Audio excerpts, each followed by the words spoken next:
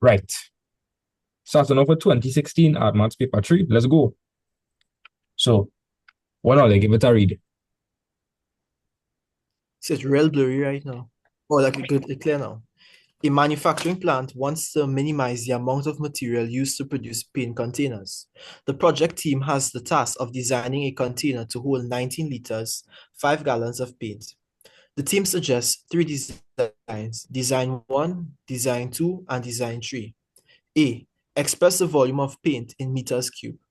All right. So, if you didn't know this, you kind of screwed. So, make sure I learn it off for tomorrow. Essentially, Yeah. 1,000 liters make up 1 meter cube. So, if 1,000 liters is make up 1 meter cube, and we have 19 liters, how could I find for how much 19 liters would be? You divide it by 1,000. Right. So, I'm going to do the full work in here, right? So I would divide both sides by 1,000, and that would tell me what 1 liter is. So 1 liter would be 1 over 1,000, which is 0.001, right? Multiply that by 19 on both sides, right? And just double check that you're getting, you're supposed to get 0.019. 0.0, Yes, sir. Yes, sir. right. Tell me, how much shall they know that 1,000 liters is make up a meter cube? So I know that. You know that? Yeah. Yes, sir. Okay, well, they're better than me. So I remember I think we got in like standard 3 or something. Yeah, remember all that. The maths I just be doing, I just be seeing more letters and numbers. Right? So learn this all for tomorrow. 1,000 liters is a meter cube. Design 1. A cylindrical container of height h and radius r. They gave us the surface area and they're telling us to take pi as 3.142. Using the required volume, formulate the appropriate equation for design 1 to show that the minimum surface area is 0.394 meters squared. Let me explain something. In this question, they want us to show the minimum surface area. Anytime I hear the word minimum and maximum, what comes to mind? What topic? Minimum and maximum.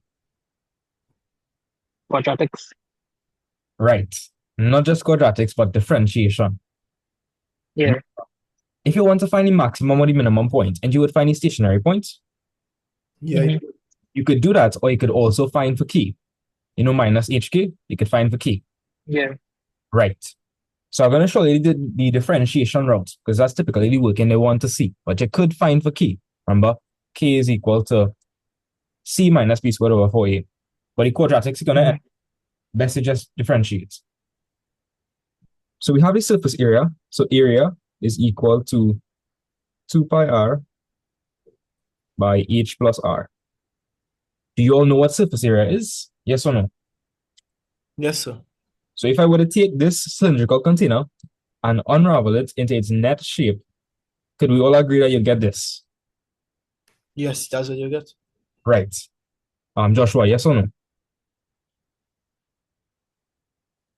Yes, sir. Okay.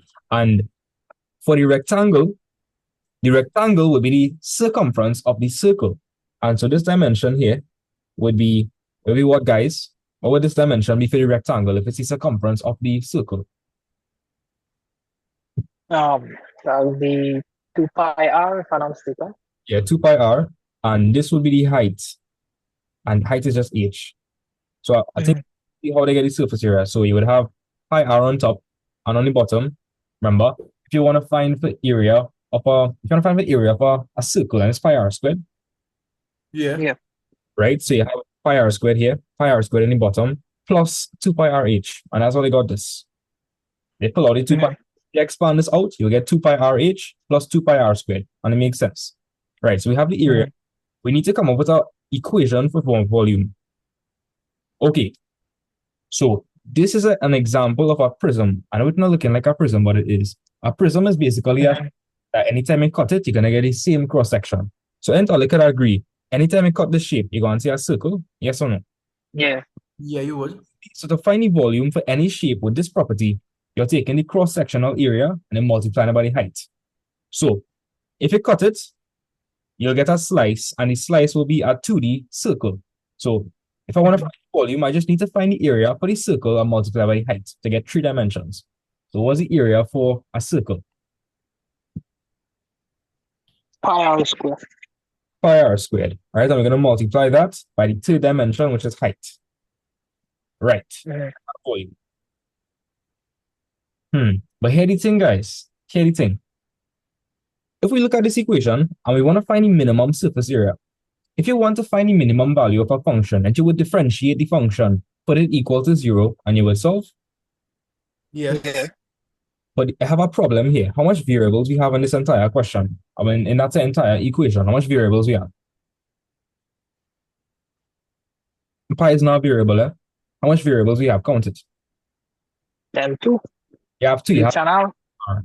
You have H and R. So that's a problem. Understand why that is a problem. And most equations will just have one unknown in it, like y is equal to x squared plus 2x. So if I were to differentiate this, we know how that procedure would go. It would be 2x plus 2. But over here, we have a problem. We have 2 variables, and that's an issue. So we're going to develop a constraint equation. That's what we call it. And the constraint equation will be this equation. Remind me, don't we know what the volume is? Yeah. Right? So I'm going to plug that in here. That's going to be 0.019 equal to pi r squared h. And what you want to do, and it's the same process for all of these questions, you want to either make r the subject of the formula or h the subject. All you want to do, we're looking simpler. Let's make h the subject. H. Right, and to make h the subject, I would divide both sides by pi r squared. Yes or no? Do you understand what I'm saying? Yes, sir. Yes, sir. And so h is going to be equal to 0.019 all over pi r squared. Wait, so we could say the 3.142 r squared? Yeah, you could do that. And you can simplify if you get a nice value. So that's going to be 0.019 all over 3.142 r squared. And you can plug this part into your calculator. Yeah. We're going to get for that.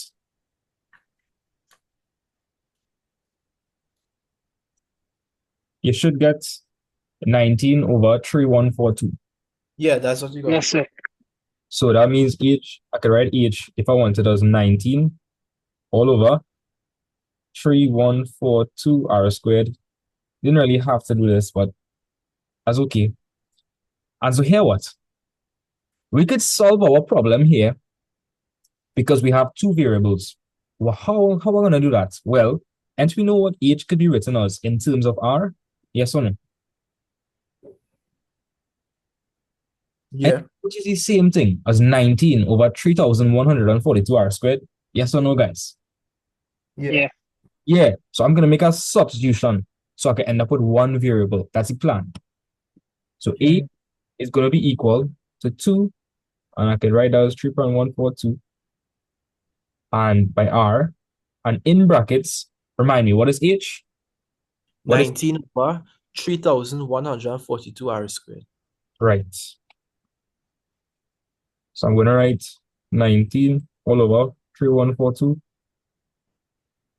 r squared plus r. Right. So guys, how much variables we have in this now? 1 variable.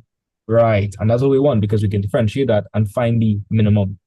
Let's simplify the equation first. 2 by 3.142, I think that's supposed to be 6.284. Yes, sir. Yeah. And so what we have to do is we have to multiply everything on the inside by 6.284r. And you can see that everything we're going to multiply that by 6.284r. Yeah or no? Yeah. Yes, sir. Right, so we're going to multiply this. I'm going to multiply that by 19 all over 3142r squared. All right. Plus 6.284 r by r. So all I'm doing, I'm taking this on the outside and I'm expanding it. I'm using the distributive properties. That's all I'm doing. That's all. So A is going to be equal. So tell me, guys, what is 6.284 multiplied by 19 over 3142? And well, obviously, one of the r's here would cancel off one in the bottom. So you'd end up with r in the bottom. 0.038 over r. Right, that's correct. So you'll get 0.038 all over R. Joshua, you got that? Yes, sir. I get it as a fraction, but when I switch to by, I got that. Okay, good. It's just easier to work with decimals now, especially if it's nice decimals. Yeah. Right. And this is going to be 6.284 R squared. Mm-hmm. Cool. I know I have to differentiate this, right? Why would I have to differentiate this? Because I want to see the value when the first derivative is equal to 0. I want to get the minimum. So I'm gonna write it in this particular form. So I want to take that R and I'm gonna move it up to the top. Because guys, isn't it easier to differentiate something when it's in the form x to the power n? Yeah. Yeah, because then it would just be n by x to the power n minus 1. 6.284 R squared. And so now we can differentiate. I'm differentiating what with respect to what?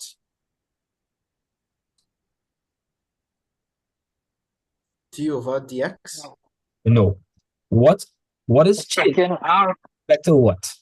Keegan, what is changing with respect to what? Look at what we have here. Is an R equation. with respect to E. No. Let me show you a way to understand it, right? Hence, depending on what I put in for R, A will change. Yeah. Yes, sir. Now, Hagan, if I put R as 1, I'll get a certain value for A. If I put R as 5, and I'll get a different value. Uh-huh. So what is changing with respect to what? Okay, so let me tell you what I think. You have to take the variable there. You have to multiply it at the, in front of the equation and then minus 1 from the variable on top there. Okay, you're correct, but we need the notation. So Hagan, let me say it one more time. Hagan, if I change the value for R, would A change? No, Yes, it would. It's an it equation. would. If I Oh, yes, it would. if I put 1 to the power minus 1, so if I plug in R as 1 and I work that out, I'll get a certain value for area. If I put R as 5 now, would I get the same value or different value for area? That's the front value. So by me changing the radius, what is changing? The equation itself. Yeah. Not, well, let's tell me what the equation is equal to. What is it equal to? What is this? That's an equation for what? The surface area. Well, area. Right. Keegan. And this over here is an equation for area. Yes, it's Right. So when I change the radius, what is changing? the area. Right. So all I would say is the area is changing with respect to the radius. Right. That's what differentiation means. So D means a change. So the change in area with respect to the change in R. Because if R changes, my area would change. And so I'm going to do a little sketch for you so I could visualize what's happening. So if I were to plot E against R, look at this. This is a quadratic. You're not seeing it, but it is. Because the highest power of R is 2. Yes or no? Are you seeing that? Yeah. Yeah. Right. Because it's a positive, what kind of quadratic is this? Maximum or minimum? Minimum. Minimum. A minimum. So if I were to sketch the graph of A versus R, entirely understand that if I put different values for R, I'll get different value for A. Yes or no? Yes. Yes, sir. Right. So the graph I'm gonna get a minimum graph.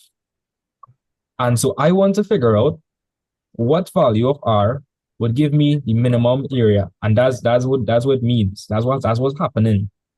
Right? Mm. You can see what I'm talking about. Because when you find the first derivative, you find any first derivative and you put in it equal to what? You say dA dr is equal to what? What is it? 0. Yeah. Keegan, what is the gradient at the minimum or the maximum point of a curve? 0. 0. So all you understand why I'm saying dA dr is 0. And Yeah, you understand. Yeah. when it is equal to 0, you would get the value for R that gives you the minimum surface area. And that's what we want. So that's the concept behind it. So let's differentiate this thing. To differentiate, you're taking the power. You're bringing it in front. We're going to write back the 0.038. Then we're going to subtract 1 from the power. Right. I trust all you understand that. Yes, sir. Yes, sir. I'm going to multiply 6.284 by 2. And that should be I think that will be 12.5. 12.568. Right. 12.568. I'll be R. That'll just be R. That would just be R. I'll understand why it would just be R because I'm minus. Yes, because Yes, 2 sir. minus 1 is 1, so it's the same thing. Right. And then it would say at maximum or minimum,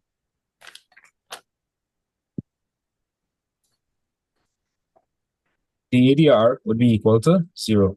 You want to write statements. So I would say 0 is equal to minus 0.038 R to the power minus 2 plus 12.568 R. And now I just have to solve for R. So let me show you how we're going to solve for R. We multiply both sides by r squared. That would be it.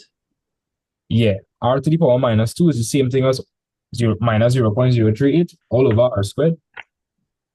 And Joshua, I do hate working with fractions. Yeah, that's not easier. So we're going to multiply by R squared on both sides. If I multiply by R squared on both sides, what am I going to get? What is 0 by R squared? 0, 18 by 0, 0. Right. And what would this whole thing by R squared be? Negative 0.3, 0.38. 0.038, yeah. The R squared would cancel off, right? And Yeah, Yeah. with 12.568 R. r cubed. Right. And so now we can easily find for R. I think I'll just seen it. We got to find cube roots. So we're just going to move to 0.038. So we're going to end up with 12.568 R cubed. That's going to be equal to 0.038. I just move across this. And I would divide both sides by what now? 0.038. No, I would You divide. do the cube. You do the cube root of. Now you had to divide both sides by 12.568. Oh, yes, yes, yes. Because watch. Enter had first find what R cube is equal to, and then I could find Yeah. roots. Yeah. No, also I was just going to do r one time. That's what I meant. Okay.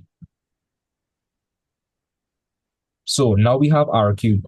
So R cube is equal to 0.038 all over 12.568. Right? And if you want to find for R, you just find the cube roots. So that's going to be 0.038 all over 12.568. And what are we finding for? We are finding for the value for R that's going to give us the minimum surface area. So plug that into the calculator and tell me what all I getting. 0.145.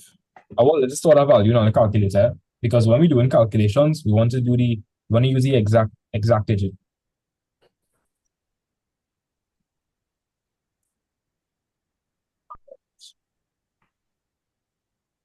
Right, so everybody store it. yes, sir. Yes, sir. Let me store it fast.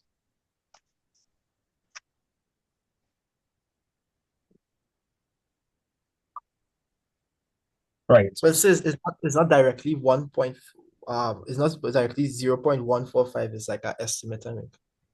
Again, 0.145 per round it off to 3 dp. You guys getting that, right? Yes, sir. And what are the units going to be? Well, remember at the start, we converted this thing to meter cube. So if we want to find for length, radius, that'll be meter. But we're not finished yet, right? Why we not finished? Well, they wanted us to show the minimum surface area is 0.394. So let me show you what we just now achieved. We just now figure out the value for R that would give us the minimum surface area. So all we had to do is just plug it into the formula for A and you get A. That's it. So what equation should I use to find for E? Granted that I have R. You could use the 0.038 divided by r plus 6.248 r squared. You could use that. Yes. Joshua, you understand why I had to use this one? Yes, sir. Because that one have R in it. That's A in terms of R, and we have R. So I'm gonna write A is equal to 0.038 all over, and I'll use the exact value, right? plus 6.284, right? So 0.145 squared. So plug into the calculator and it should get what they wanted it to prove.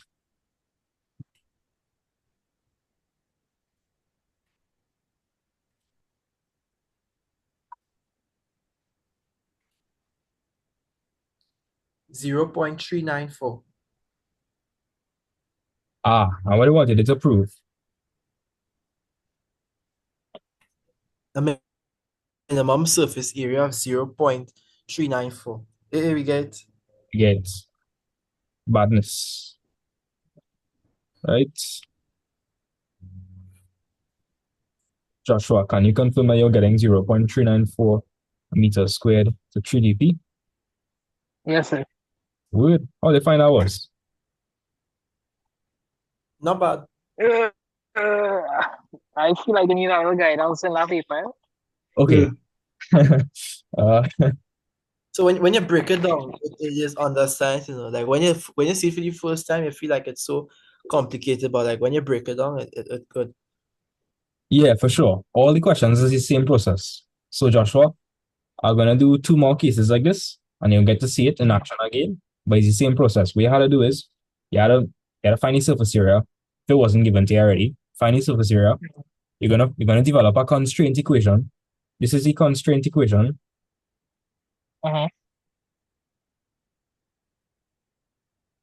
Right?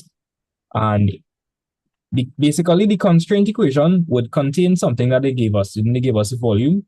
So we have the volume.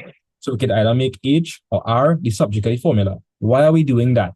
We are doing that so that we could plug it in into the surface area formula to end up with one variable, right? Because we want to see how the area is changing with respect to one variable. That's what we want. So like, how is the area changing when I change the radius? That's what's going on. If you don't understand, tell me. I don't mind going into over. No, I understand. Okay, well, let me proceed. This one a little easier. So Joshua, you got more this one. Hagon, you can try it. You can try it in the meantime, right? Try it in the meantime. So, Using the required volume, formulate the appropriate equation for design 2 to determine the minimum surface area. You see, Joshua, they talk about that again, minimum surface area. Yeah. We know we have to find the first derivative and put it equal to 0. We already know that. Did they give us anything over here? They just give you X and H as two dimensions. And we know the volume already. so is, they give design 11, so That's design 2. You're going to be saying something there. no, so I mean the sentence design 11, they give us like, oh shucks, oh my bad. Yeah. So watch, right? They also told us that the base of this thing is x squared. So essentially, we have a what on right. we have a what on top. If it's x squared, is our what? That's square. That's square, Square. right? And I want to as the telling it's the same process, right? Surface area volume. It will change. And if it do change, probably perimeter or something. So sure.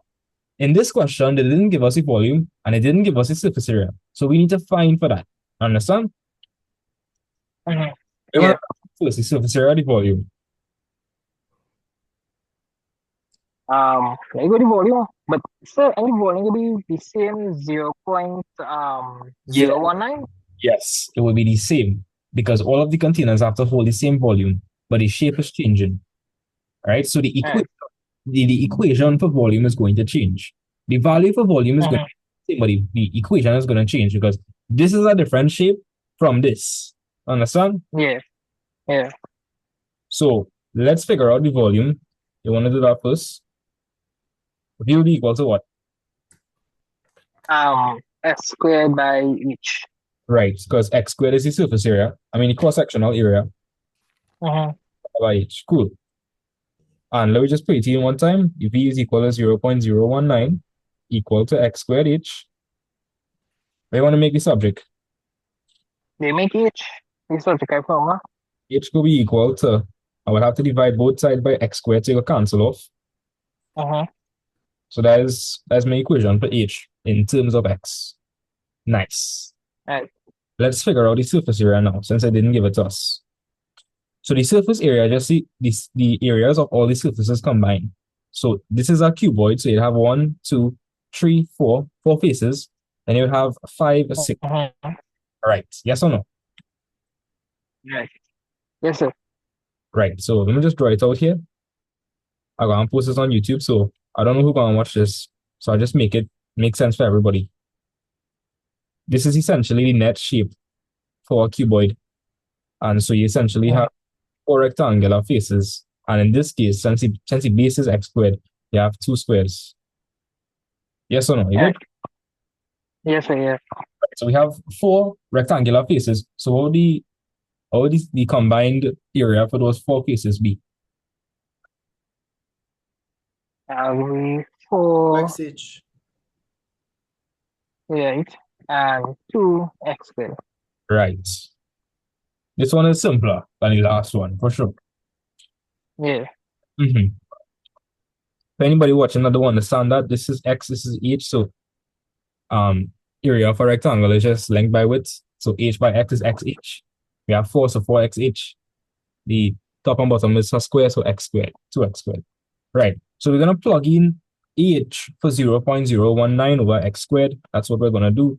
So a is going to be the 4x 0.019 all over x squared plus 2x squared. You see, watch, we end up with one variable. That's good. Yeah. And so let's simplify it. What would it simplify to? Joshua, not you, Hagan. Hagan, I feel like you know it already. Joshua, you tell me. What that will be? That's 0.019 by 4. Mhm. You can get 0.076 on top over x. Right. 0.076 all over x, right? That's what you're saying? Yeah. That's correct. Plus 2x squared. But here what? Since we know that we have to differentiate this, it makes sense that I should write x as x in the numerator to our power. Yeah. So I should write as 0.076 x to what power? -1. Right. So guys, anytime you're taking something and you're changing its position, so in this case you're moving it to the top, the sign for the power will change. Okay, and we want to find the minimum surface area, and that would occur when what would I say? What changing with respect to what here? dx. Right, the area is changing with respect to the length x. Right, and you would get minus 0.076 x to what power? -2. Right, and over here you get 4x, right? Yeah. Then I put that equal to 0. And so that's going to be minus 0.076 all over x squared plus 4x. So what do you think I should do now? Multiply by x squared. Yeah. If I do that, I'll get 0 equal to minus 0.076 plus 4 by x squared. That'll be 4x cubed. And we end up in a position as last time. So how would I find for x? Like You can do it. first divide both sides by 4. Wait, here what?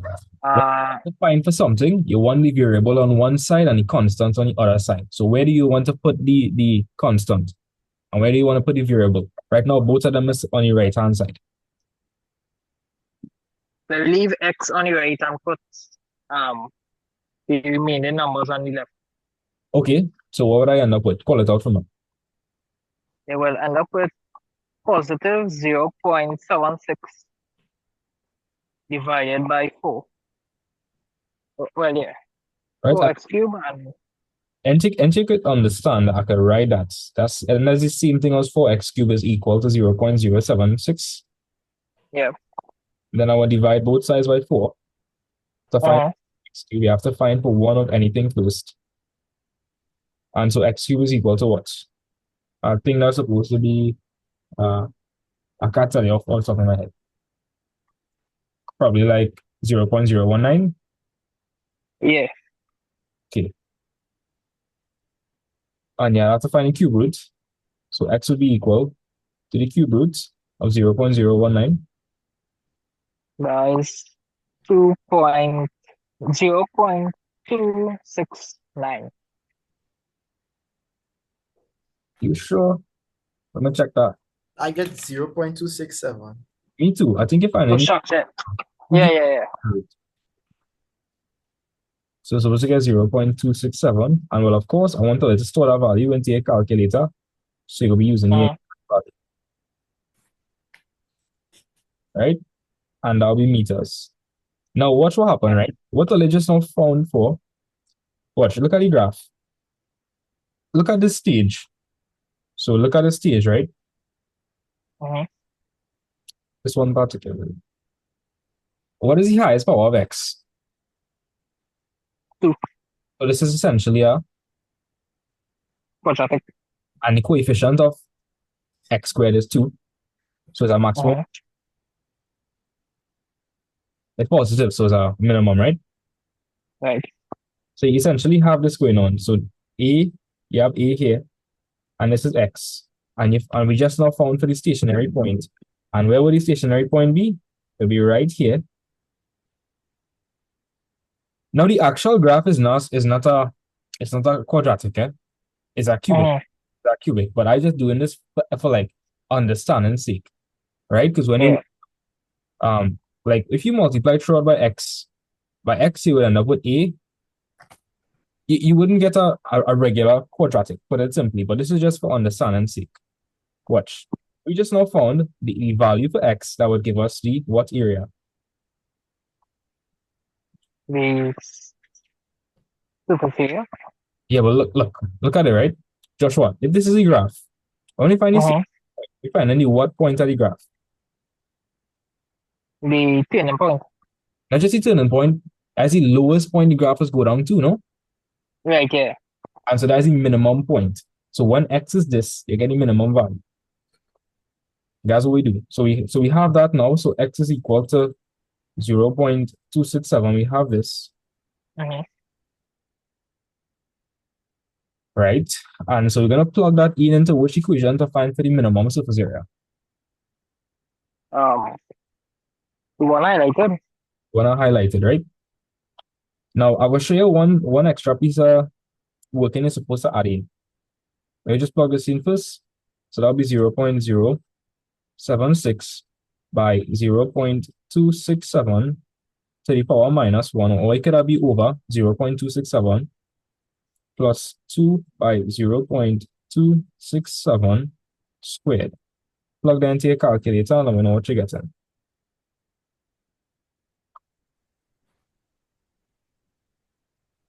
Point 427 meters squared. I'm going to just confirm that.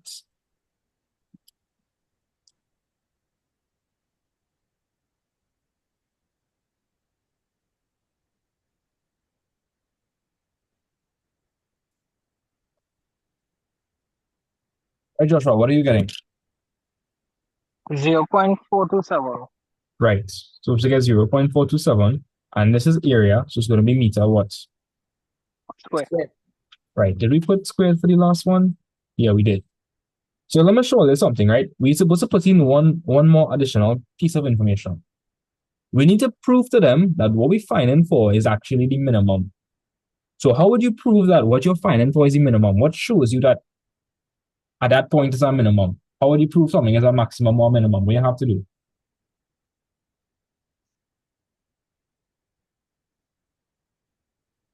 Um,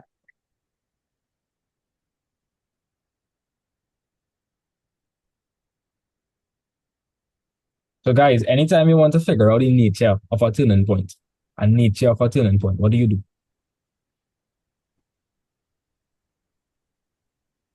We do it in the paper once yesterday. Give all a hint. Remember them questions where it was f double prime x and they ask you if it's at a point of inflection, maximum, minimum? Yeah. Okay. Not hearing anybody. It's stationary. I mean, the points are Wait, minus h and k. yeah, that's correct. But we do the differentiation method here. If I want to, get this, if I want to figure out the nature of my turning point, wouldn't I do the second derivative? That's what I want to hear. The second derivative. Oh, yes. Mhm. So watch. If I want to prove to them that when x is equal to 0.267 is in fact the minimum, I would have to find the second derivative and plug it in. Let me just reiterate what I'm saying. Joshua, Okay. this is the actual graph or this is just a sketch? That's good. So how can we show them that it's actually the minimum point? The only way we could do that is show them that when we plug in 0.267 into the second derivative, we get in more than zero. That's the only way we could actually show them. So let me do that. So I had to do that for the previous question too. I cannot skip it out, but I'll do it just now. So that'll be d2a dx squared. And if I found the second derivative, what would I get? So you're going to differentiate this another time. Oh, that would be So minus 2 by minus plus, and you're going to multiply 0.076 by 2. So what will you get? you would get negative 0.152. Negative. This would multiply by the negative 2 would multiply by the negative 0.07. Oh, yes. And so you're supposed There to you go. 0.152. Yeah. 0.152 x to the power minus 3. Right. Mhm. And now if you differentiate 4x, that'll become 1. That's cool. That's 4. Now here what? We have the second derivative, and remember, if the second derivative is, let me just write down the cases, right? If it's more than 0, maximum or minimum? It's more than 0. I mean, Minimum, sir. Minimum. If the second derivative is less than 0, maximum or minimum? Maximum. max. Max. And if it's equal to 0, it is a Inflection. point of inflection, yes. That's where, let me give you an example. This is an example of a point of inflection. That's the point where the turning points change. Over here I have a max, over here I have a minimum. The point of inflection will be the point where it's inflecting. So we call it, that's why we call it that.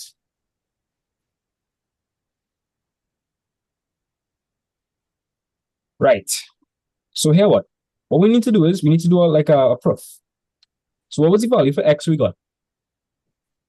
And we got 0.267. Right, so we need to show them that when x is 0.267, the second derivative is what? If it's a minimum, we had to show them that is a what? That it is what? More than 0. Right, so let me just plug that in fast. That'll be 0.152. And x was 0.267. And that'll be to the power minus 3 plus 4. Plug that in into your calculator and let me know what you get. 11.98. Right, 11.98.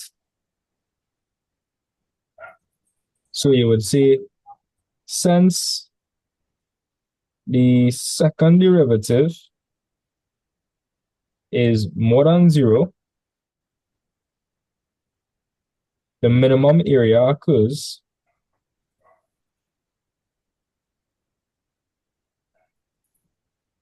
when x is equal to 0.267. yeah. And you can see it from the sketch of the graph too, right? Watch. Enter when x is this value, you're gonna get the lowest, that's like the lowest point in the graph going down to. And you can see it. Mhm. Yeah. Yeah. So you need to add that in into your work, and you need to show them that the value you find for x would give them a maximum or minimum. I realize I spelled minimum here wrong. Okay. Okay, don't find out bad, watch that. It is correct. It's in my handwriting. Watch. Yes, true. So Right. So here we didn't finish. I did the last part.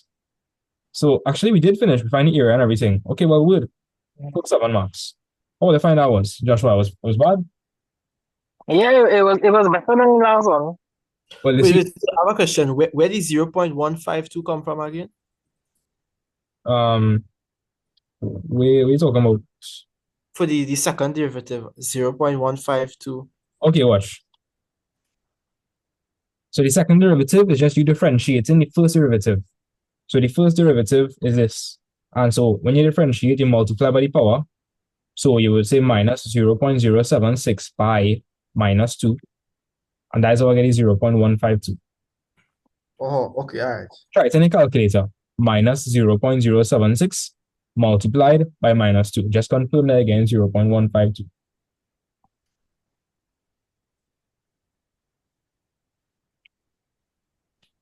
Minus zero, wait, minus 0.76. No. Minus 0.076. So again, minus 173. I think you're doing something wrong. Watch. You're supposed to plug this into your calculator.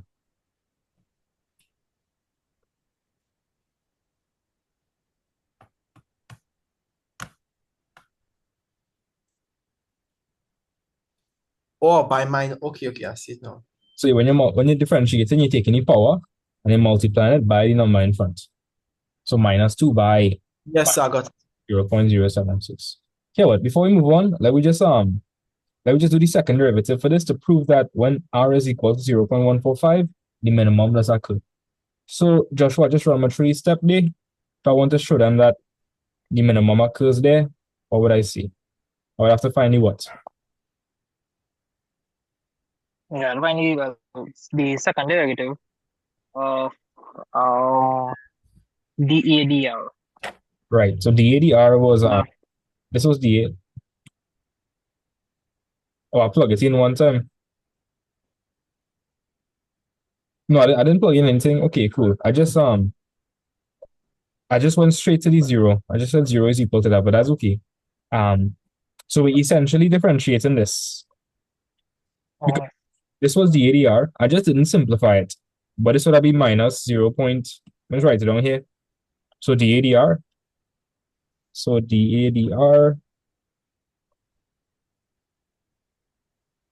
ADR is equal to minus 0.038 r 3 minus 2 plus 12.568 r.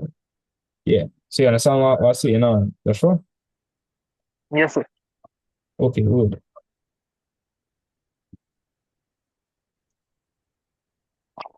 So I have the ADR. Let me differentiate that another time. If I differentiate that another time, what am I gonna get? Actually, I should When ask. I get Hang on. If I differentiate this a second time, what am I gonna get? Minus Doing it up now.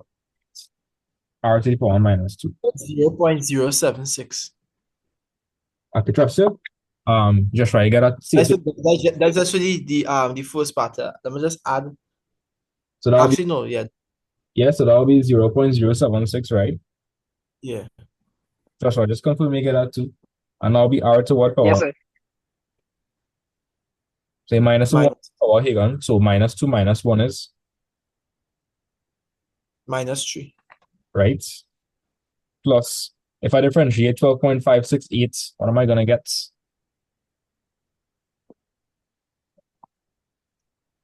You'll get it 12.568 to the power of negative 1. No. No, you'll get 1. I wouldn't get anything at all. No, anything, no, you ain't get nothing. I'll just get 12.568, guys. That's all. Watch. Yeah. I differentiate x. Where you get? What's the first derivative of 9x? Hang on. If I differentiate 9x, what I'll get? You'll get 9, sir. If I differentiate this, I'll get 12.568. This is the same thing. Yeah. Right. And we want to show them that when r is 0.145, we get to that minimum. So when I plug it in, I'm supposed to get what? Less than 0 or more than 0? You'll get more than 0. Right. So let me just do that first. And so that'll be 0.076, right? 0.145 to the power minus 3 plus 12.568. I think you can clearly see that they will get a positive because 12.568 is positive and it's a huge positive number. Yeah, so like, let me know what they're getting for that. 37.50. Point. It's really 37.49, but I just You use the exact value on. It don't I matter. just It don't yeah. matter. It don't matter. Once it's positive, it is good. It's game. Right? So since d2a dr squared was more than 0, minimum area occurs when r is equal to 0.145 meters. So I hope everybody understand everything so far. Yeah, no, I understand everything so far. Yes, sir. Yes, sir, everything good. So here the process, right? You develop a formula for surface area if it didn't give it to you already, right? Cool. You develop a formula for volume. They give you volume, so you could plug that in and you could find for either R or H or whatever it is. You're gonna make one of the variables a subject, and then you're gonna make a substitution. You're gonna simplify, you're gonna differentiate, you're gonna put it equal to 0, and you're gonna find a second derivative to prove if it's a maximum or minimum. And if it once you get it okay, you continue. So in this case, we solve for R, and once you had R, you can plug it into A to find A. So are they okay, right, with these kind of questions? Yes, sir. Right. So let's move on to the last part. And that's it for the whole paper tree. I'm going real slow, and I think I can see that we can finish on time because it's 5:30 now, right? And I start 4 o'clock. So no, I start 4:30, so an hour went by, so we still have 30 minutes for this particular. I mean, I'm going real slow, eh? Like I'm going real slow. This is the question that had the error. No, I can't really tell you anything, right? I will show you how to spot the error, but no matter if you're not able to spot the error and you continue with what they give you, you're gonna get it wrong. Well, you can't get it wrong, right? Because they have an error. They just wouldn't mark the question. They just wouldn't mark the question, right? But let me show you how to figure out the error. So they're saying given that the equation for the surface area design tree is A is equal to 5.20 r squared plus 0.044 over r, determine the minimum surface area. If I had to find the area for this sheet, wouldn't I need to include H in it? Yes. Yeah, because, okay, this is an example of a regular hexagon. In a regular hexagon, you could divide it into equilateral triangles. So all of these are equilateral triangles. Hopefully you can see that. Yes, sir. All right, so here on. If we had to find the surface area for this thing, right, here on, wouldn't you, so you know that the cross-sectional area is 3 over 2 pi r squared. So that'll be for one over here and I have one over here. But then you also have 6 sides, 6 faces. Yeah. And so where's the area for one face? Tell me, where's the area for one face? RH. Yeah. Where's the H? These are wrong. They gave you the wrong surface area. This is wrong. Wait, so in an event that this happened in the exam, right? What do you do with this question? They wouldn't mark it. Oh, so you just get 3 marks. They wouldn't give you 3 marks, they could just reduce total. Oh, all right. But if all they could recognize it as an error and write that down, that would look real good. I'd be like a big flex. And you understand what I mean? The markers will be like, wait, Yeah, meritless kind of flex. yeah, they're gonna be like them spot that. Them better than we. So let me show you how to find the surface area for this thing. So the proper formula for surface area would have been, so you have the cross-sectional area, that's for one of these, and you would have a top and a base. So you need to multiply that by 2. So if I multiply this by 2, I will end up with what? You'll get 2, 3 by Root 3 r squared, right? root 3. Yeah. Right, so that's going to be 2 root 3 r squared. So for anybody that confused, one more time, right? Yeah, this is a cross-sectional area. So you have a top and you have a base. So you need to add this to itself 2 times. So that's the same thing as multiplying it 2 times. Because you have 2. You have one on the top and one on the bottom. That's how we get 2 pi r squared. Because the 2 in the bottom would cancel off with the 2 we're multiplying by. Just 3. So you just get, oh, make a mistake here. It's supposed to be 3. Yeah. Right, it's going to be 3 root 3 r squared. Everybody understand? Yes, sir. Yes, sir. Watch, because if I multiply by 2, the 2 and the 2 cancel off, just 3 root 3 r squared. Cool. Let me continue. And I'll just fix it over here. All right. So we have the surface area for the top and the bottom. Let's find the surface area for the 6 sides. So that'll be 6 times what? 6 times RH. Cool. Let's find the volume now. Now, to find the volume for any shape that's a prism, you multiply the cross-sectional area by the height. What's the cross-sectional area for this particular shape? That would be To give it 2 to, root 3 r squared. no, 3 root 3 r squared is not the cross-sectional area. This area here, I probably shouldn't put it here then. Might confuse people. Joshua, what I found there was the area for the top and the bottom combined. Oh. Okay. So I would just I don't want to confuse anybody, so I'll write the work in any least confusing way possible. I'll just write it over here. So that'll be 2 by 3 over 2 root 3 r squared. Now this can't confuse anybody. Right, so you understand that this is the cross-sectional area, right? Yeah. So we're going to multiply that by, We're going to multiply that by each. right. So we have A and we have V. Remind me, NV was 0.019. Yeah.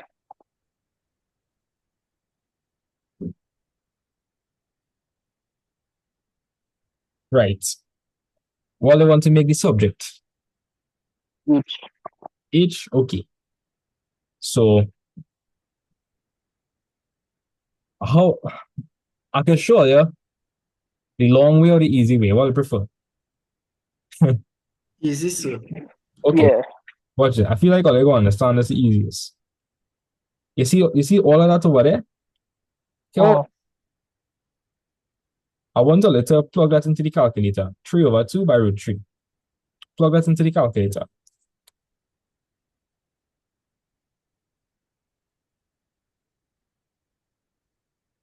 What are you getting for that? 2.6. So again, 3 root 3 over 2. Right. Press S to D. Press S to D. Yeah, 2.6. Right. I feel like, guys, and it's gonna be easier to work with decimals rather than seeing this. Yeah. Yeah. Okay, now here what I to do, right? I want a little tell me this to 3 decimal places. So 3 decimal places to keep the accuracy. That'll be 2. 5. 60. Wait, what? Oh, yeah, 60. Let me double check that. I will double check that. No, it's 60, so it's correct. But I just use the raw figure. No, I get in 2.598. Yeah, but that's what. Yeah. No, Wait, so reduce it or leave it raw? no, leave it to. I want you to round it off to 3 decimal places.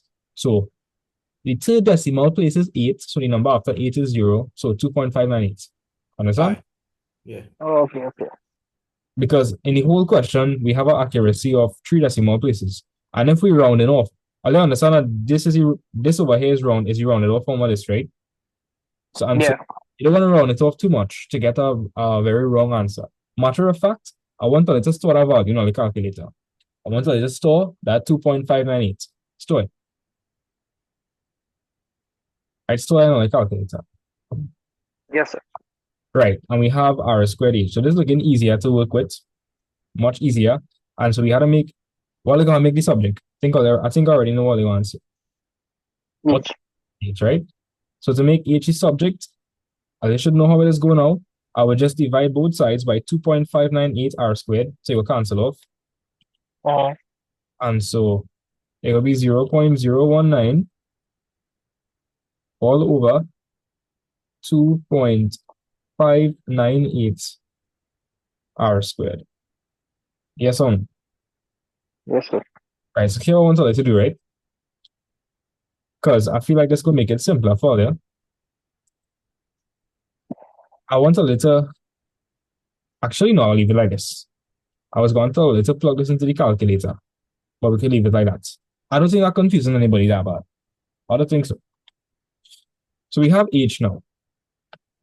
Before we move on, let me just simplify this. So the 2 multiplied by the 3 over 2, the 2 and the 2 would cancel off.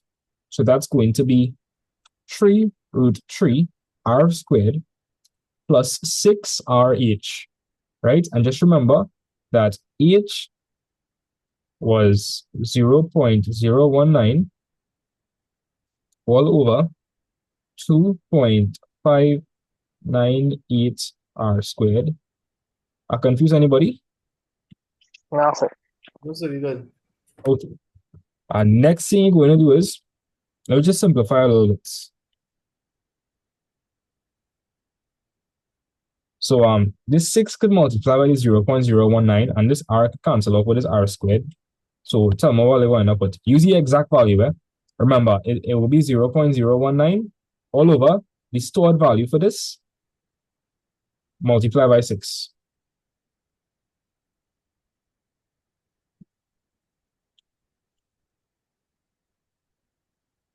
So you should end up with, wait, let me just work it out. 6 by 0.019.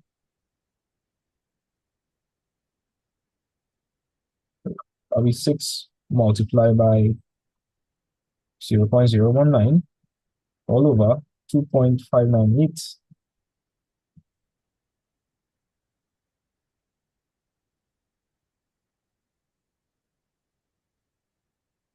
Any of you guys getting something like 0.044?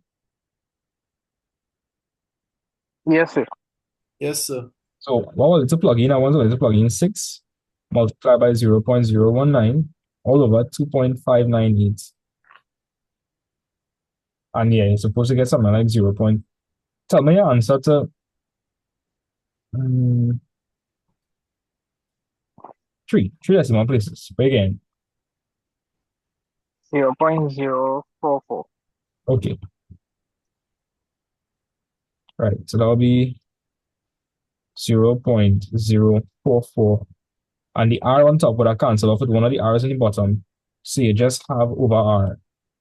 Yes or no? Yes, sir. Okay. Over r. Right. Lovely. And we could work this thing out now. So before I continue, let me just write r on top. I'm going to bring the r on top. So that's going to become r to what power? -1. Right? And then I'm going to find the first derivative. We differentiate in a with respect to r. I don't know how it's go by now. Multiply the 2 by the 3. So that's going to be 6 root 3 r squared. And we're saying that'll be 6 root 3 r because you're minus 1 from the power. Uh-huh. And that's going to be minus 1 by 0.044. That's going to be minus 0.044. That's going to become r to the power minus 2. Uh-huh. Right. Is everybody okay so far? Yes, sir. All right. Filter. Yeah, that looking correct. That looking correct. So the next thing we're going to do is we're going to put it equal to 0, because what happens when the first derivative is equal to 0? What happens? You'll get the minimum surface area. Or the maximum, right? Yeah. And so I'm going to write that as 0.044. R to the power minus 2 is the same thing as R squared, right? And say multiply both sides by, R squared.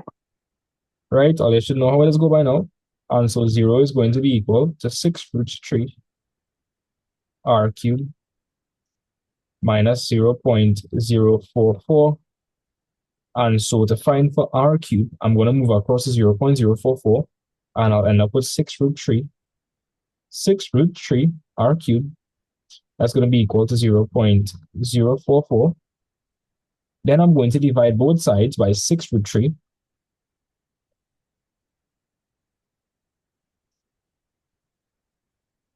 And so R cubed would just be the cube root of that.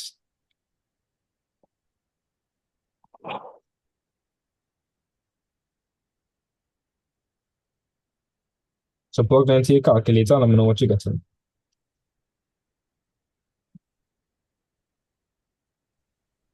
be 0.162. right, 0.162. That's what you're supposed to get. Joshua, just confirm that again. That's Yeah. right. So let me just write the curly brackets because that's an estimation. 0.16. I'm not saying curly brackets, curly equal sign. Right? So R is equal to 0.162 approximately. The meters, don't forget to put the meters. 3 decimal places, right? And let's just verify that, right? So we're going to find the second derivative to prove that when R is 0.162, the minimum would occur. And so, tell me fast, guys, what would the second derivative be? The second derivative. That would be 6 root 3. Right, and here you go, differentiate the other one. Differentiate this one, here you go. Right, that was it.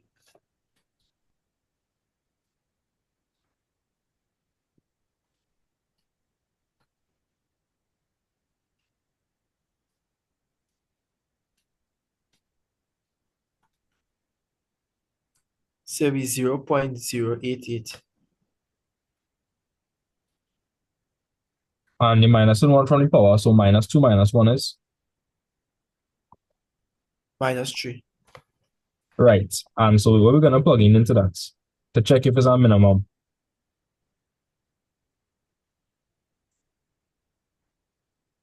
$2.598. No, 0.162. Oh, yeah. Because we want to prove that. Remember the sketch, right? This was a sketch. I want to prove that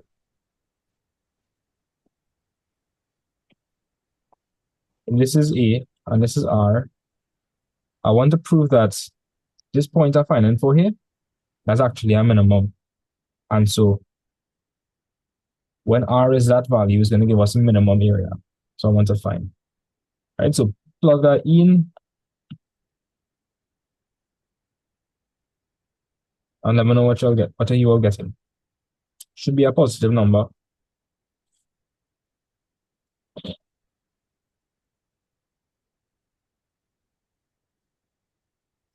Yes, sir. 51.09. Right. So since T2A, dr squared is more than 0, minimum area occurs when R is equal to 0.162.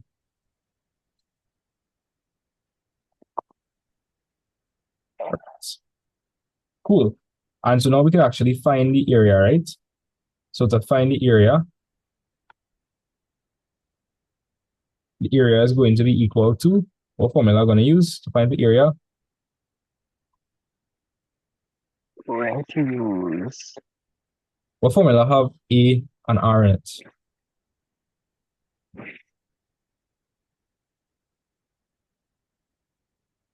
E and R also H and R. A and R. Because Oh, remember, well, yeah. No. this, right? Don't I just have R? So I need an equation with A in terms of R. Because R is the only variable I know. Yeah. So A would be equal to 3 root 3, 0.162 squared plus 0.044 all over 0.162. Plug that in and let me know what I get in the area.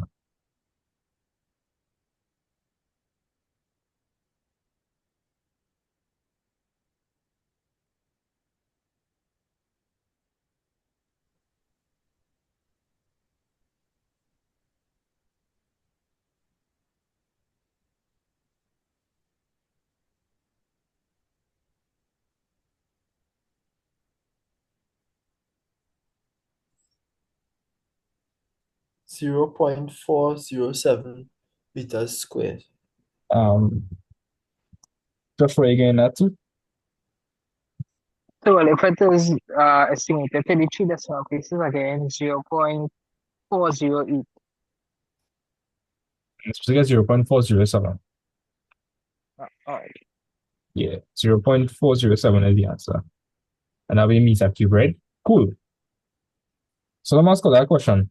Which one, if we're talking about surface area and we're making a container, wouldn't the surface area correspond to the amount of material you're using? Yeah.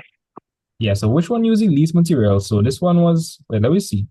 So I'm gonna highlight the answers, right? So the area for design 3 is 0.407. Area for design 2 is 0.427. And the area for the first one is 0.394 meters squared. So which one using least amount of material? Design one. And one.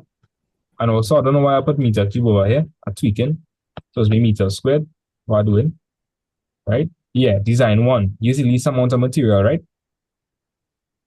Design 1 using least amount of material. So part C or part E, again, blind now. Recommend to the project team the design which is best in order to minimize the amounts of material used to produce the paint containers. Right, so that design 1, right? Mhm. Design 1. Because it has the smallest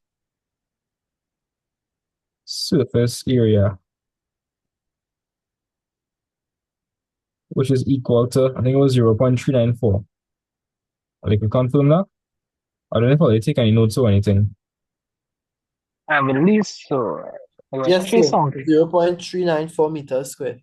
Right. So design 1, right? And they want me to include they want us to include the dimensions.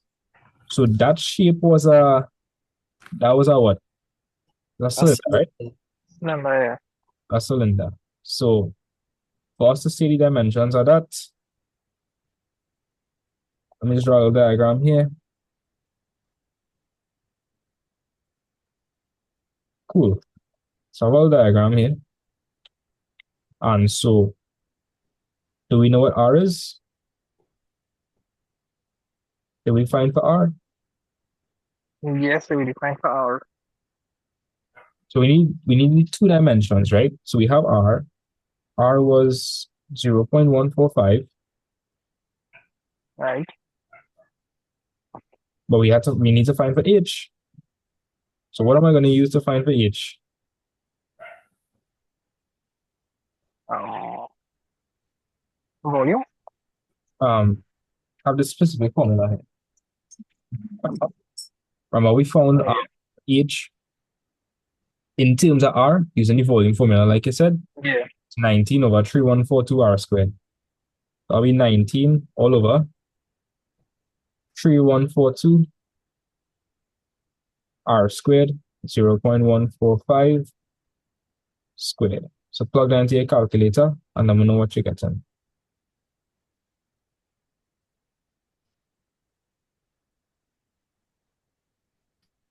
Zero 0.287. All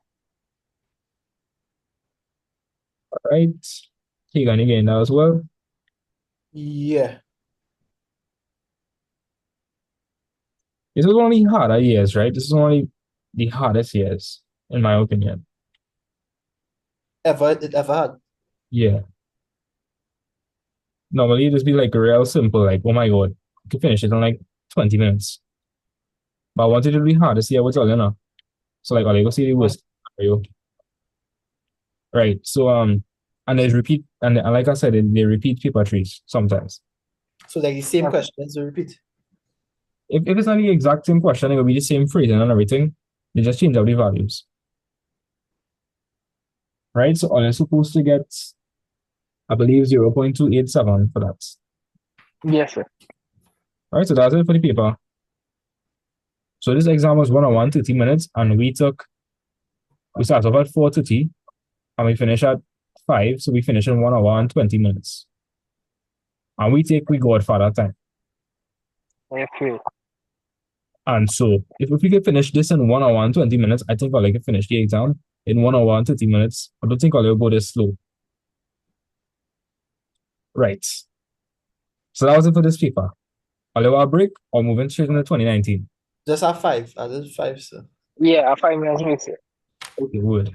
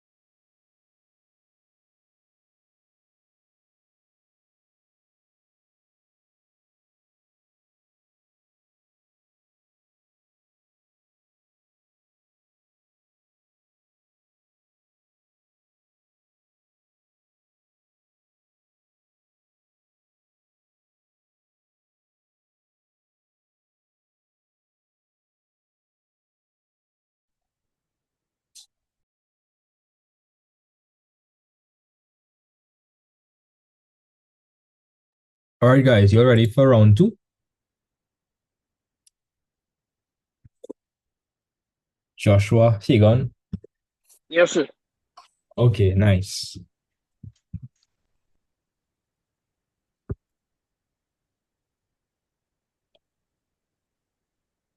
All right, so there we go.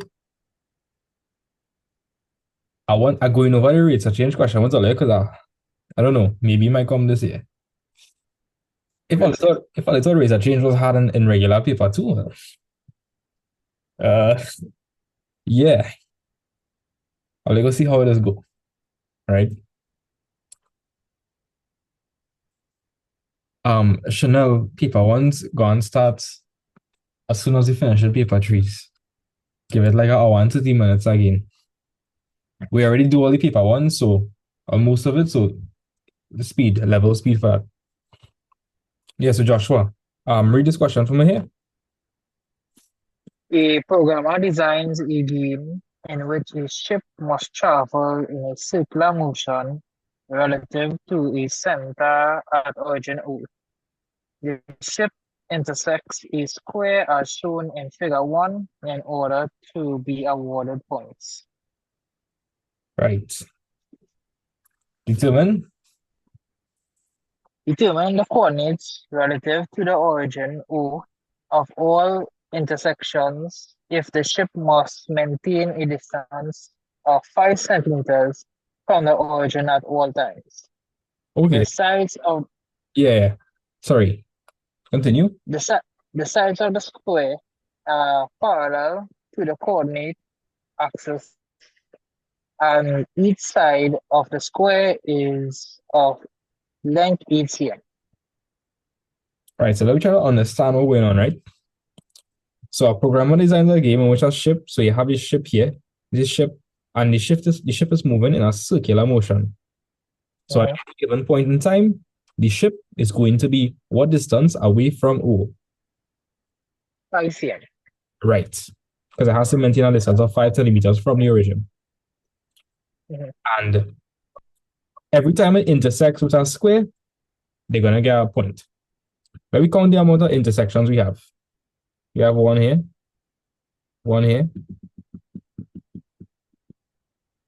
right? Now, this question is extremely easy. Like, wow. You don't need to know any hard maths to figure this one out. So you understand this, right, Joshua? And Hagon? Yes, sir. Yeah. Okay, so Hagon, Yes, sir. the ship has to maintain a distance of how much from the square? I mean, from the circle? Do you know? Do you know what distance the ship is along the circle, right? What distance must it maintain from the center? Do you That remember? is, if I remember, what's that? Do you remember the distance the ship has to maintain from the origin? No, sir. Do you read the question? I know. Yes, I read the question, but it have a figure. I ain't see no figure there. Okay, and determine the coordinates relative to the origin O of all intersections if the ship must maintain a distance of 5 centimeters from the origin at all times. Oh, sucks. The way the screen was, I didn't see it. Oh, shucks. Right? And they give us the sides of a square, and each side of the square is 8 centimeters. So let me show you how we can handle this. So and all sides of the square will be the same length, Yeah. Yes, sir. right? And so if this is 8, that whole thing is 8.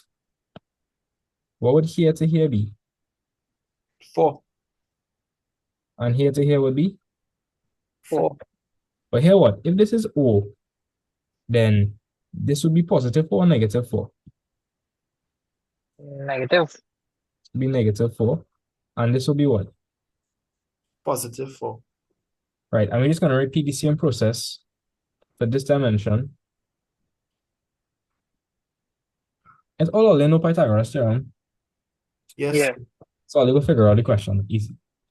And so this is going to be 8 here. And as the same process, if 8 is the full length, then half would be 4. Yeah. Half would be 4. But this would be positive 4 or negative 4. Positive. Right? Because it's above the origin. Watch. And so Hagan, what would this be? That'll be -4, sir. Right. So we find out a little bit of information there, right? And another piece of information. At any point in time, the boat must be what distance from the center? Thelma? 5 5 centimeters. centimeters. Right, 5 centimeters. So keep that in mind. 5 centimeters. So what would that be then? What would that distance there be? 5 cm. 5. Everybody understand that, right? Yes, sir. Hagan, you having trouble understanding that? I understand it. Okay. So this is one question for you. If this is 5 and this is, well, you can look at it as -4. What's Mhm. the only thing we don't know? We don't know what it is. Yeah. We don't know what that side is. And so let's see if we could figure that out.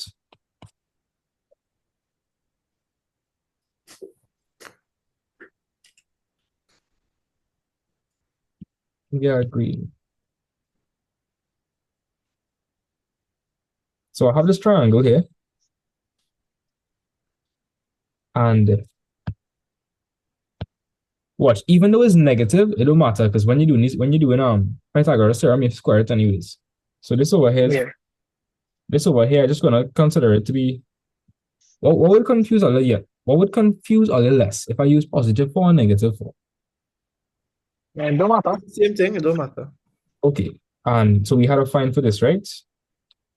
So if I remember, this is how Pythagoras theorem is go. The hypotenuse squared is equal to the other sides squared. So that'll be a squared is equal to b squared plus c squared.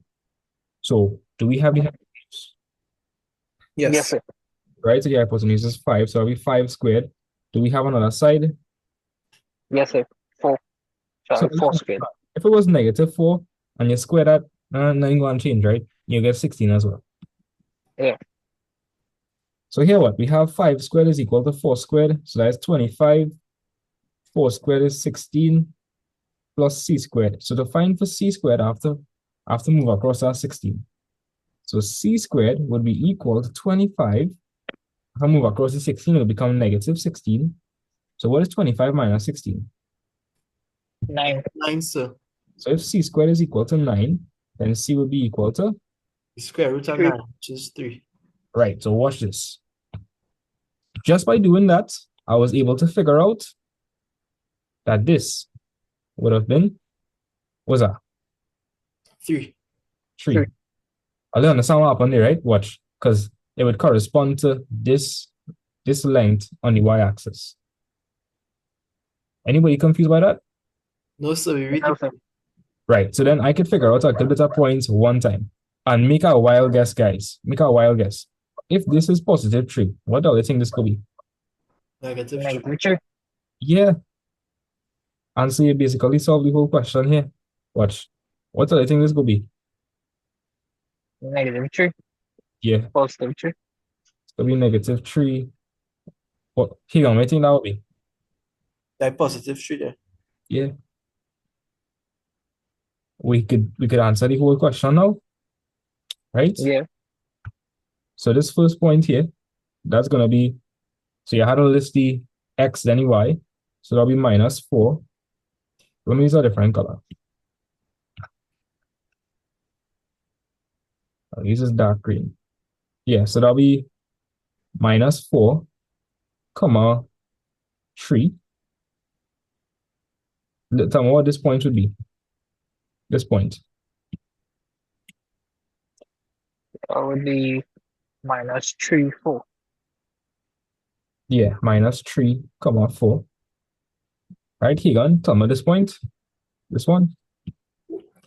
So that is 3, 4. Right, this point. 4, 3. I think even as a math student, you could figure this out, honestly. Yeah. Right? This one not as complicated as the last question at all. Nah, it's this easy. You could figure this out. You don't know hard maths at all. Obviously, you could use hard maths. You could use the equation of a circle. But why do that when you could just use Pythagoras theorem? Right? Yeah. Hey, Gun, what would this point be? 4 minus 3. Right? This one over here will be 3 minus 4. this one over here will be minus 3 minus 4.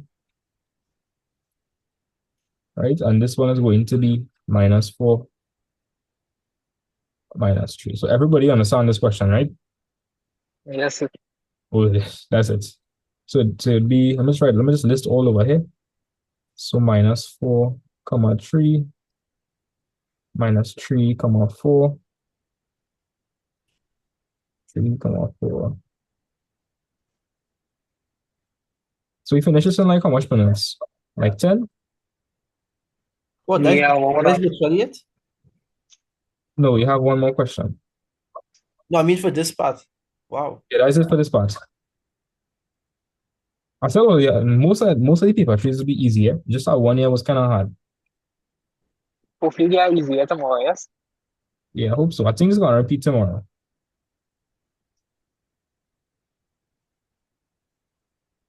Because this repeats in 2012. Well, it would not repeat in 2012. It'll be in 2012 and repeat in 2019. Yeah. So I think I list all the points here. So it would be 8 points. I was kind of going over just now. 1, 2, 3, 4, 5, 6, 7, 8. No, I didn't list 8. 8 would be minus 4 minus 3.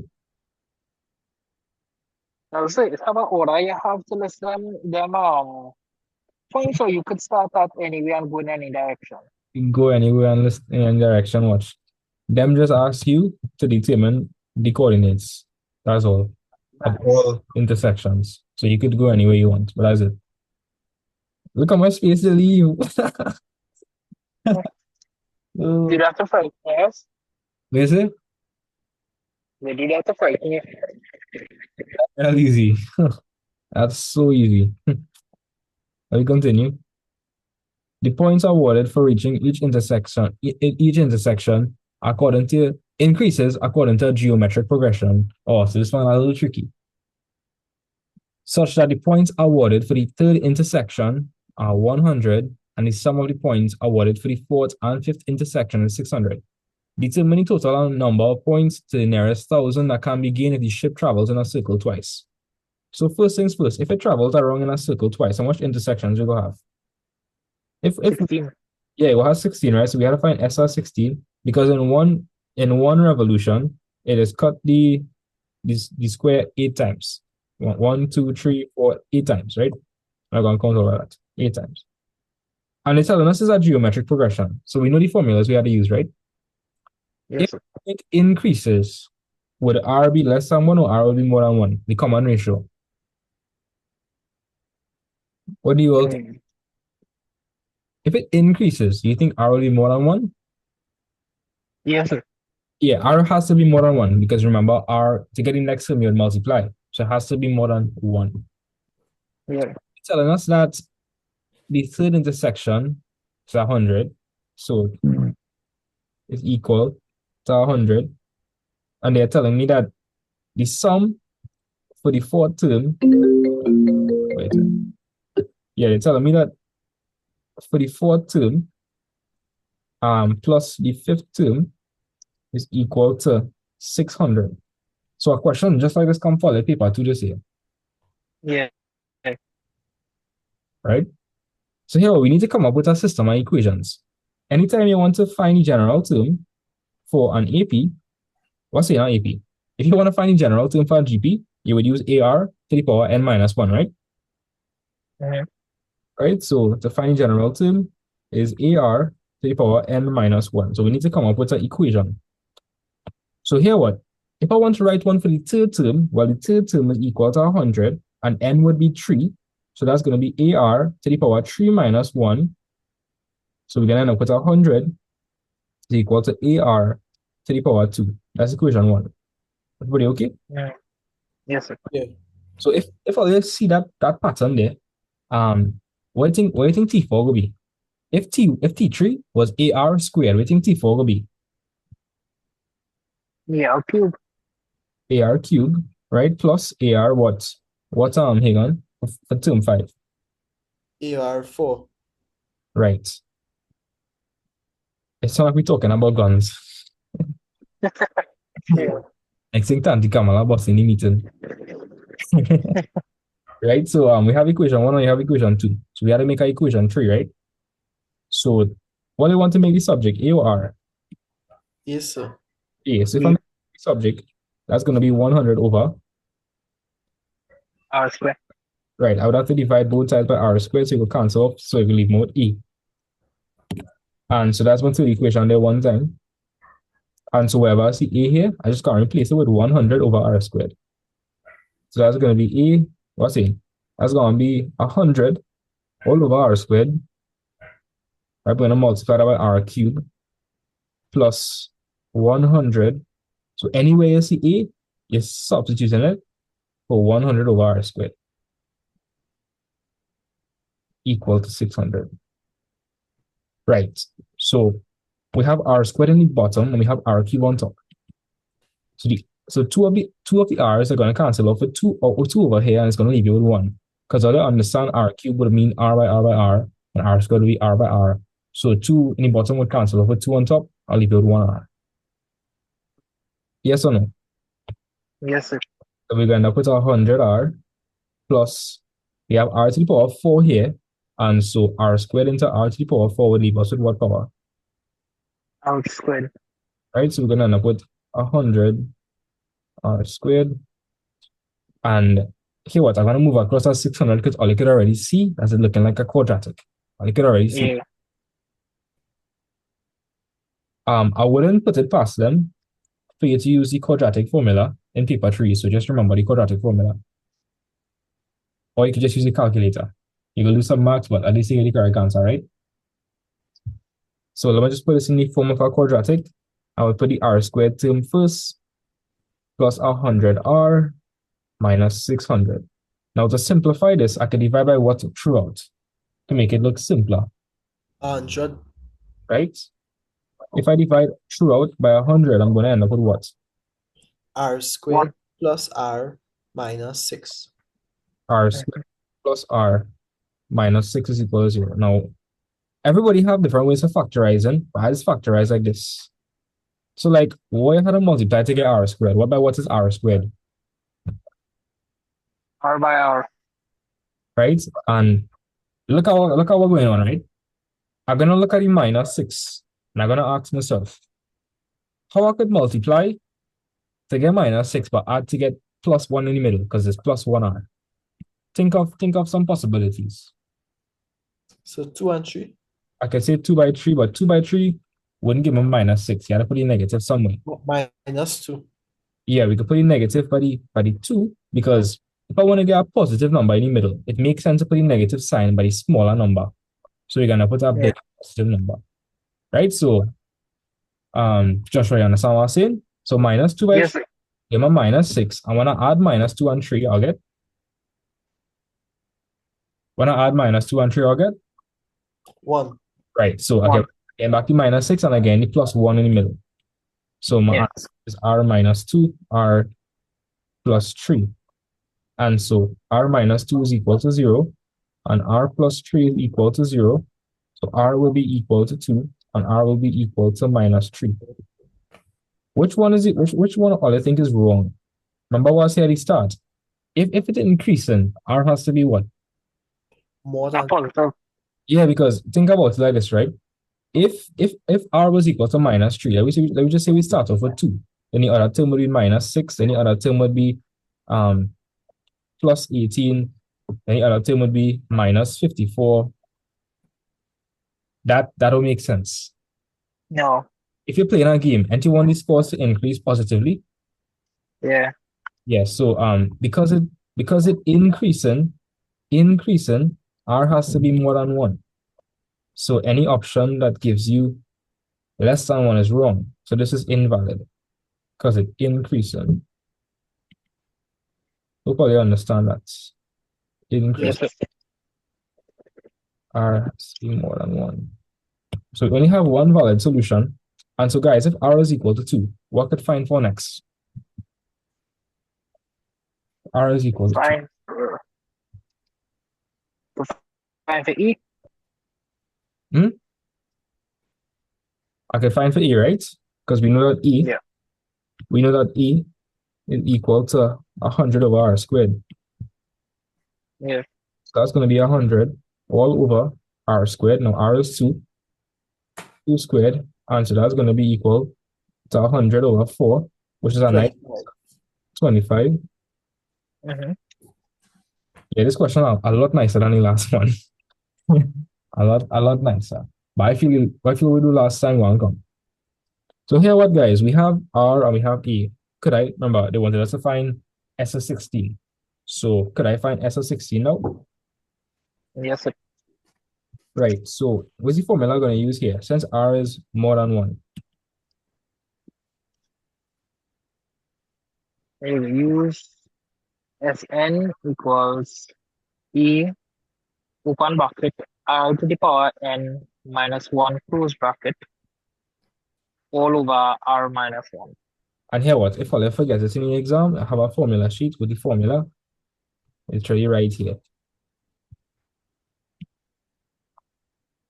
So don't panic. Right there. So we're just gonna plug in everything we have for now. So we know that we're going up to the 16th term. We know that the first term is 25. We know that the common ratio is 2. So that's going to be 2 to the power 16 minus 1 all over 2 minus 1 because R was 2. So plug that into the calculator and let me know what you're getting.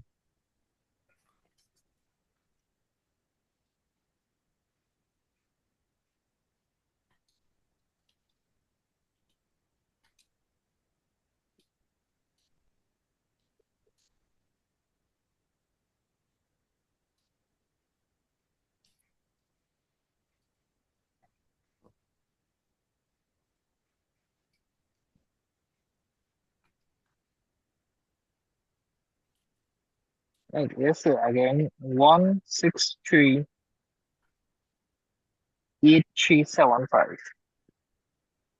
1638375. Yeah, That is the final answer. yes, sir. Like you run off anything, or that's the exact value? Nah, exact This value. is the exact value I got as well. Okay, but here this, right? They said to the nearest thousand. To the nearest thousand. Nearest thousand. So the nearest thousand, that would be over here. And so the number after 8 is 3.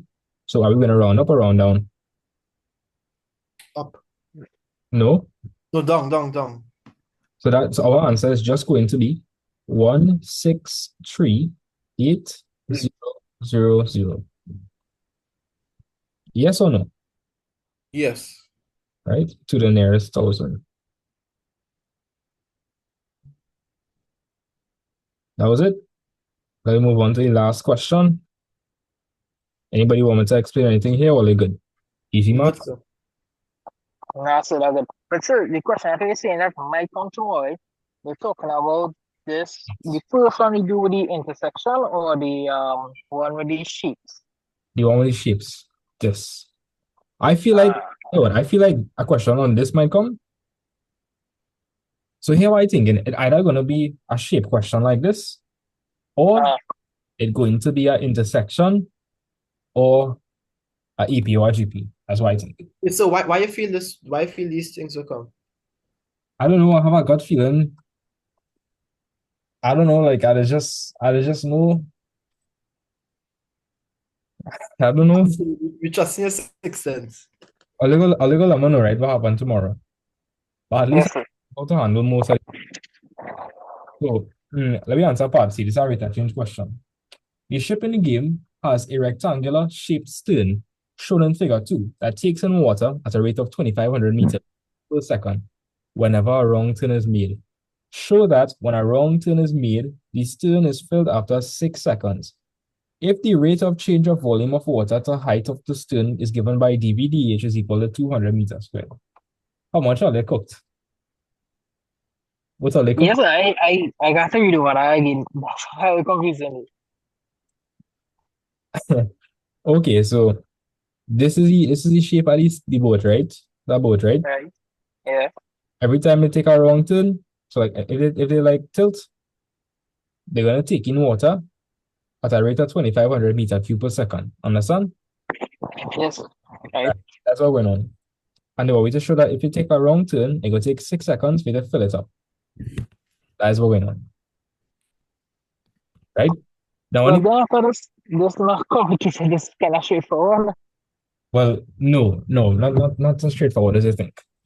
Let me explain something. So, if this thing is full enough, any water would spread out according to what the base is. So, like you got water. Yeah. All right. So, what really changing then? So, the more water you fill, what is the aspect of this that's changing? Is the length and width gonna change? No, the height. Height gonna change. Hey, gonna you hear what I'm saying? If water started to fill up this, would the width and length change or the height would change? The height will change because it's going up. Right. So here what I thinking. We need to figure out for dH dt. That is why I thinking. We had to figure out the change in height with respect to time. We had to figure out how much it's changing by with respect to time. Okay. And in the question, they gave us this rate over here, 2,500 meter cube per second. What do you all think meter cube means? Volume. Volume. And what do you think second mean? Time. So all this means, watch that guys, all this means is that the volume is changing with respect to the. Oh. So that whole thing there is just dVdt. That is just the dVdt is 2,500 meter cube per second. I don't know why teachers will teach it like this in school. It will make so much sense. Right? Just look at the units and you'll get through. So we have dVdt and they're giving us dVdh. Right? dVdh, they're telling us that it is 200 meters squared. And watch this, eh? N volume is meter cube. Yeah. And then height is meter. Meter. Oh, wait. I never saw a link before. Height. Yeah. So it must be dimensionally accurate. So you see how I figure out that the unit here was meter cube over second? I know that is dVdt. Yeah. Right? So I have dVdt, I have dVdh. But here what I was saying, remember the observation we made. We saw that if you're filling up with water, the height is really going to change. The height. Because the more water you add in, the height going to change. So we need to dH dt or something of that aspect. So here what? Let me show you how we're going to do that. So if we want to find for dH dt, to find for dH dt, I would say dH over dV multiplied by dV over dt. Why am I saying that? Well, I'm saying that because if I want to get dH dt, look at this. Look at what we have. Look at the rates of change we have. We have time and we have h. But what other variable we also have? Volume. We have volume.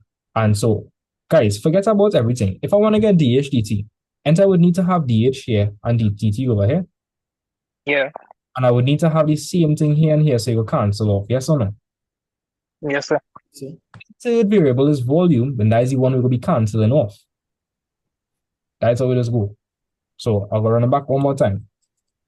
If we want to find the dH dt, forget about everything. If you want to find the dH dt, and you have to multiply it by two different rates of change, which is the chain rule, watch. Why can you call it chain? Because everything is linked together like a chain.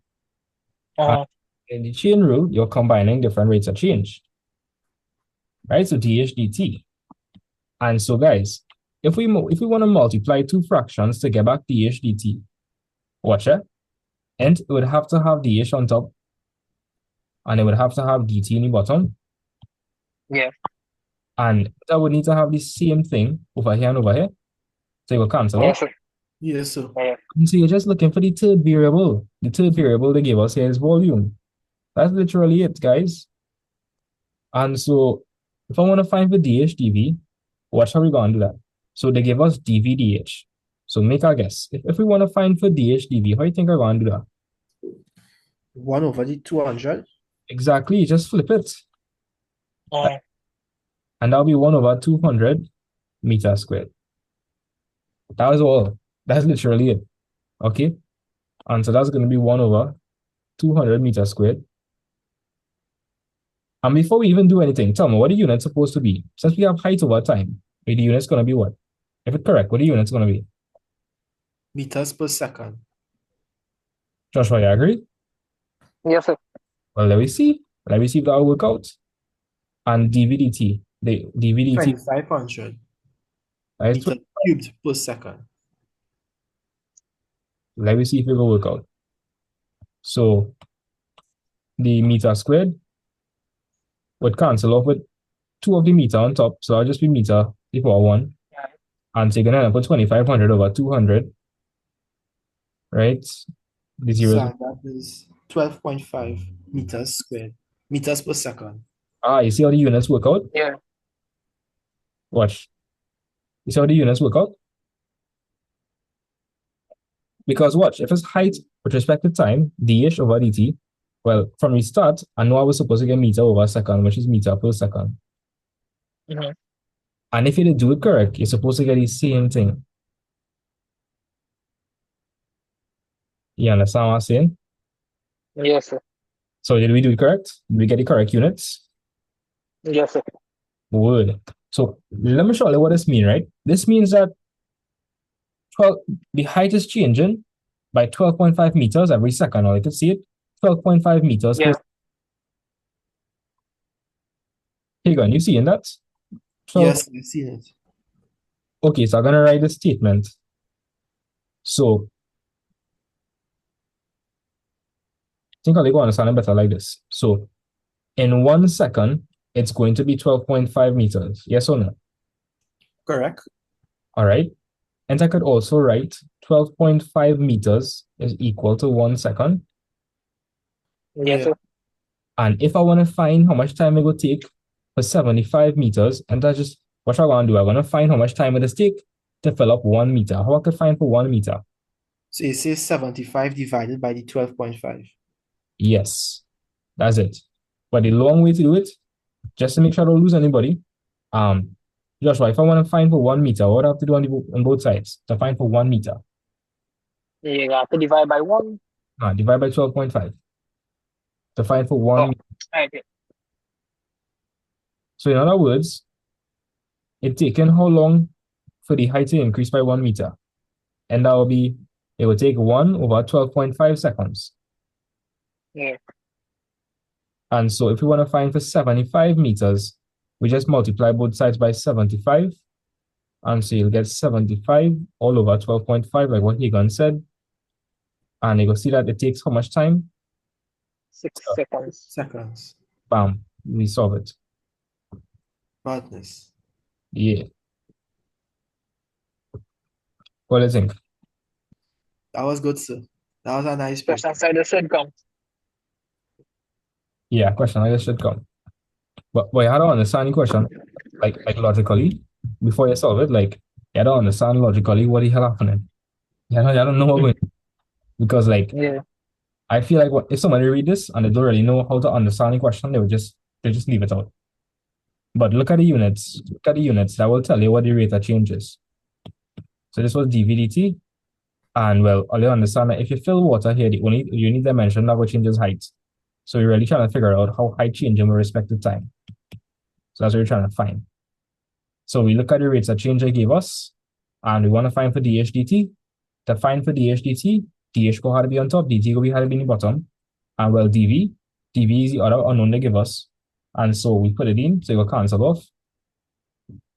We had to get dH dv, so I just reciprocate this. I get 1 over 200 meters squared. I multiply that by dv dt, which was this, right? And I get a rate. So in other words, the height changing by 12.5 meters every second. If you wanted and you saw it immediately, you could just say 75 over 12.5, and that will be d6. So I'll feel a little better than before with regards to paper 3. Yes, sir. Yes, Much sir. better. Right. So this is why I feel going to come tomorrow. Like all the questions we did, I feel like those kind of questions going to come. If not minimum, you can say they're asking for maximum, but it's the same process. It's the exact same process. You just had to find the first derivative, put it equal to 0, right? Whatever value you get, then you find the second derivative equating, and what you're supposed to get this time. If it's a maximum, what you're supposed to get? If it's a maximum, I It's a suppose, maximum. So it's Negative. a negative number. yeah, the second derivative will be a negative number. Yeah. Mm-hmm. Right, so I'll know how the badnesses go. I will send these and upload the video one time. I will do the paper one, like 7:30. We already have most of the solutions, so you're gonna be cake. Just gonna fly through that. Right? Yeah. I find everybody focusing on bio and chem and forgetting about art maths. Like nobody talking about art maths. That way they get catch. Yeah, because I think those subjects much easier than art maths, like to memorize. Because like art maths, the numbers is change up and thing and my And it's like the change level. Yeah. yeah, in my opinion, them had their priorities in the wrong place. I think art maths should be like the main focus. The others you could memorize now. And the others is common sense too, like bio one thing. Bio is Yeah, common bio for sure. bio is common sense, my guy, as well as well, chem is not so much common sense, but to some degree it is. But if they have bio exam and they place in bio over but art maths, then that don't make any sense. That don't make no sense, right? Art maths is like what 30% common sense. It's definitely common sense, eh? Like with this question, and this was common sense to figure out that only the height go increase if water fill up this. Yeah. Yeah, that was common sense, but it's a different kind of common sense. So Yeah, yeah, everybody gotta get at one time. yeah. I will see you at like 7 o'clock or whatever time it is. Just to speed through the paper once. Just go and speed on it. Because we have all the solutions. All right. Yes, sir. That's it. I'll see you soon. Yeah, later everybody. Yes. Yeah.